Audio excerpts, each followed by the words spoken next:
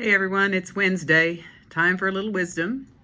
We are getting back in the office and all is going well. So that's great news. It's wonderful to see folks coming in and even though we're all in masks, it's still great to just lay some eyeballs on folks. Just as a reminder, wanted to tell you that we do recommend that when you come to the office and you get into the parking lot, please just give us a call and we will be happy to direct you as far as when to come up. We're trying to limit the number of folks in the office, but also particularly in the waiting room. So we appreciate that. A couple of things today I want to touch base on is, first of all, we are just really getting some good news about how vitamin D is truly seemingly making a difference in folks, particularly early on with the infection with the SARS-CoV virus. And so this is great news. No surprise to us, but we're starting to see some real literature come out. We see that vitamin D has some great impact, not only initially with the innate part of the immune system, that part which helps us diminish viral replication in the body, but also the adaptive immune system, that part of the immune system that develops 7 to 10 days after an infection begins, when we begin to see our T cells and B cells making antibodies. And the vitamin D seems to enhance that part of our immune system as well. So even though we've known this all along, we're now getting some good support with the literature. And this is great news. There was even an article out of Ireland where there were a couple of physicians calling on their national government entity to actually recommend that folks increase the daily requirements of vitamin D. So this is great news for all of us. Another thing I'd like to just briefly touch on today is the fact that as we're starting to see some patients coming in, many of my patients are seeing a little bit of weight gain in the last month or two. And I think that we can all understand that for the first month or so, we were in a position of just fear and uncertainty, certainly. And with that comes a lot of comfort eating. And, that's one of the things that when we go to comfort eating, it's a lot of carbohydrates and sugars. And we know that not only is that not good for weight, but it's certainly not good when there's a pandemic around. So I'd like to just share with you a little bit of information that we've gleaned, particularly I've gleaned in the last year. We had our update hormone meeting back in October of last year in 2019. And Dr. Jason Fung was there. And Jason Fung has written several books, particularly the Obesity Code and the Diabetes Code. And he's a nephrologist out of Toronto. And one of the biggest things that nephrologists have to deal with is diabetic kidney disease.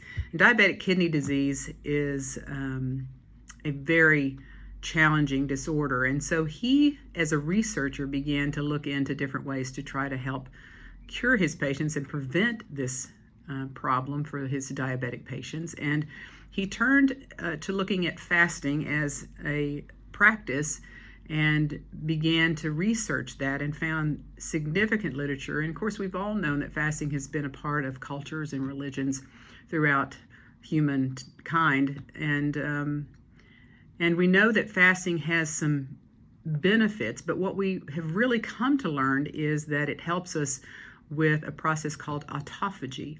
And autophagy, it's spelled A-U-T-O-P-H-A-G-Y, autophagy.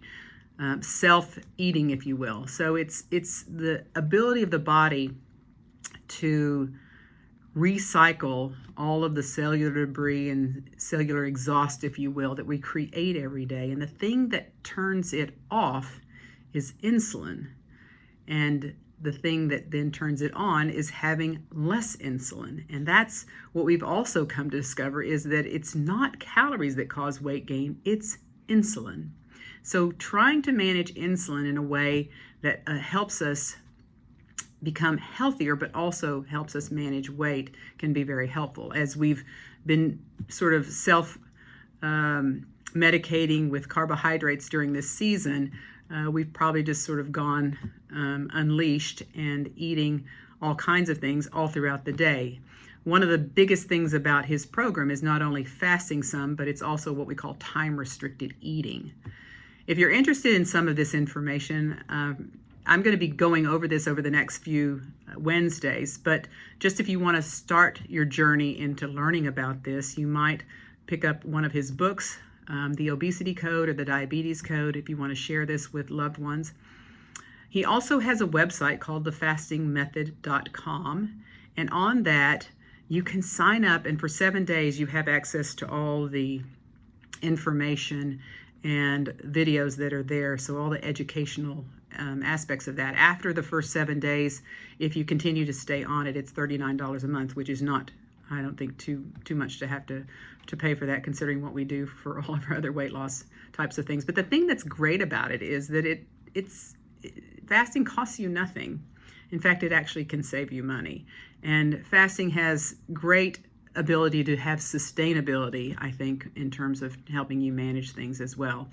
So as we look forward in the next several weeks, as I begin to kind of dive deeper into this subject, I think that that's something that perhaps all of us can look at. And if you're finding that you're one of those who've put on a couple of pounds over the last several months, or even maybe more, I've seen some folks with even more than that, you might want to look into this rather than going with a program that has really never been shown to work well, which is eat less and exercise more. Certainly I want you moving and out in nature, but I think that we can find that good sustainable weight loss is a matter of controlling insulin.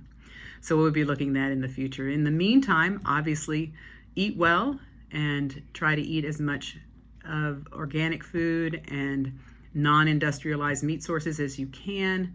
Get out into nature, do a little more walking, and walk amongst the trees.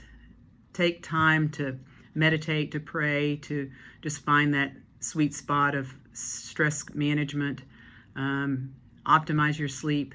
And of course, the rest of us are looking at hormonal programs, certainly in our practice here. So all of those things together will help create good, healthy health. And that's what we do, is we want to help you create health, not just live in a sick care system. So look forward to visiting with you more in the future. Have a great day, and we'll talk to you soon.